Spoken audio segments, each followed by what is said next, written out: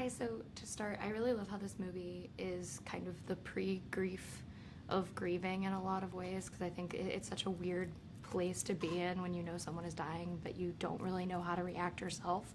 And so with that, Lumi, I wanted to know from Julia and Lola how it kind of helped you build that relationship between this mother and daughter who are going through this and they know what the outcome is going to be.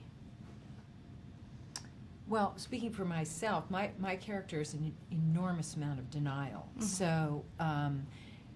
So I didn't start there. Mm-hmm. I started in a place of pushing that all away. So that's how I approached it. And that felt logical to me as a mother, Mm-hmm. in fact. So, but I don't know about how Lola would answer that question. I feel like the starting point for Tuesday is like she is pretty much like accepted her fate and what's going to happen to her, and there's like a level of role reversal in a way, like between her and her mother, and she's almost having to mother her mum through this and sort of take on a parental role in a way. So I think that's where I really started from. Yeah, exactly. Yeah, and for you, when you're creating something that is so visually kind of out there and fun to explore, especially with the giant parrot kind of being a major part of this, what were the challenges of keeping those like very grounded and real fears and emotions happening when like a parrot is the one telling you, hey, this is what's going to happen? Fair.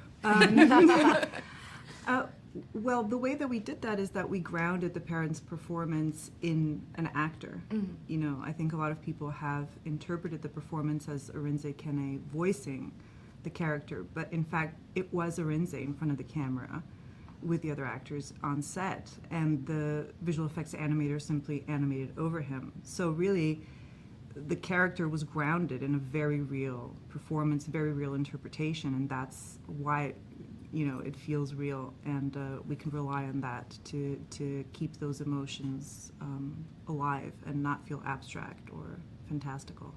Yeah, this feels morbid, but it makes sense for this movie, which is both funny and like very heart-wrenching to watch.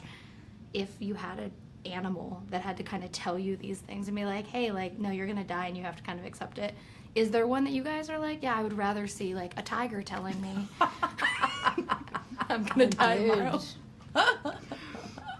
Maybe like a goat. Silly little creatures, aren't they? Just screaming. Yeah, like You know, you're gonna die, and I just laugh. Yeah. I like that answer. That's perfect. Just scream, you're gonna die, and you're like, great, thanks, I did Cool.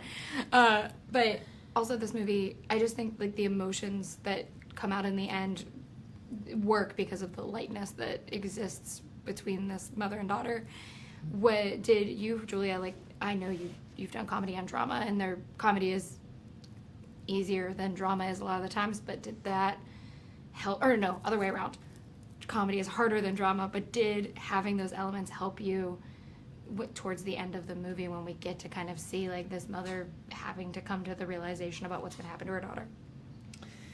Well, I think they're very, comedy and drama are in fact very similar, in my view, because it's really about being truthful and really living in an authentic place. So it was very nice to have people to work with who had a sense of humor, because it was very dark in moments, and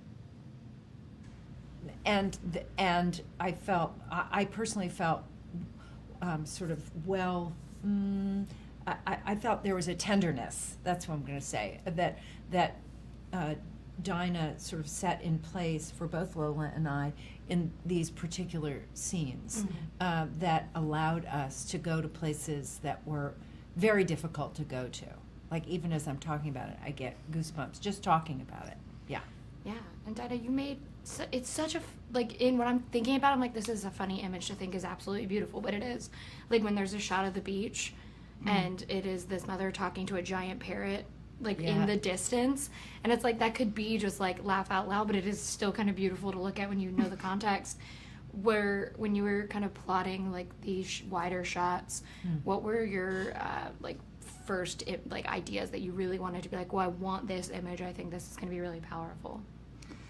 The wide shots I always connected to how sound works. You know, sound plays such a big part in this film, and the perspectives of the shots a lot of the time are really interconnected with the sound. So when you're far away, you know, you're usually from someone else's perspective, not being able to hear, like in that beach shot, not being able to hear what they're saying. But in terms of like the first imagery that came to mind, I think it was always the sort of the enormity of the parrot in a very regular, normal space, and that dichotomy, that difference between something very fantastical and something very ordinary combined, always really appealed to me, because it is interesting, it feels genuine, but it's also kind of funny. Yeah, I agree. I made my letterbox review about my dead bird coming to tell me that I'm going to die someday. But thank you guys so much for talking with me today. I really appreciate it. Thank you. Thank you very much. Oh my God.